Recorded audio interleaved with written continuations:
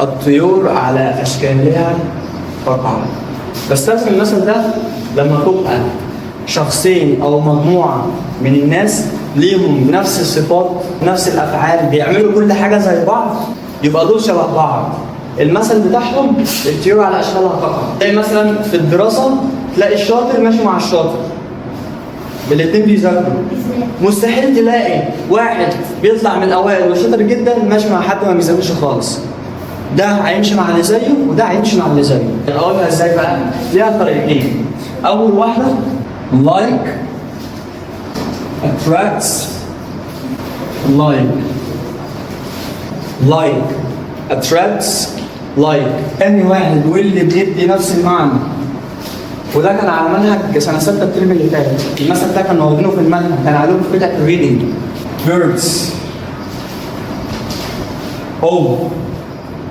a feather flock together. feather اللي هو الريش، كنا واخدينها قبل كده. هنا المعنى الحرفي ايه؟ ان الطيور اللي ليها نفس الريش بيطيروا مع بعض. مش together يعني معا، مع بعض. دي الترجمه الحرفيه بتاعتها. الطيور اللي ليها نفس الريش نفس الشكل نفس اللون بيطيروا مع بعض في مجموعات مع بعض. خدنا المثل ده طبقناه على البني ادمين، البني ادمين اللي لهم نفس الصفات بيعملوا نفس الافعال.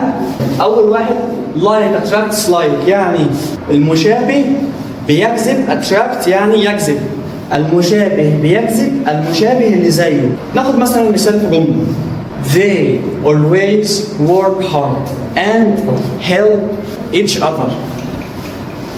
like attracts like. they always work hard and help each other.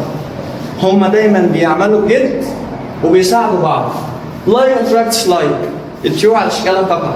دي معناها ان هما الاثنين بيشتغلوا جد وهما الاثنين بيساعدوا بعض. يبقى اذا الاثنين نفس الصفات ونفس الفعل، يبقى الاثنين رايقين على بعض. الطيور على اشكالها تقع، هما رايقين فعلا مع بعض.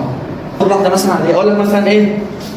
حمزه and مصطفى never study English. عمرهم ما يذاكروا انجليزي. birds of a feather flock together. الطيور على اشكالها تقع. شايفين الاشكال؟ بص اشكالهم عامله ازاي؟ birds of a feather flock together. والتاني like attracts like. الاثنين معناهم ايه؟ الطيور على اشكالها تقع. استخدمها انت بقى لما تلاقي ناس بتعمل نفس الافعال ليهم نفس الصفات، اثنين مثلا بيحبوا نفس الحاجه. like attracts like birds of a feather flock together. صعبه؟ خلاص؟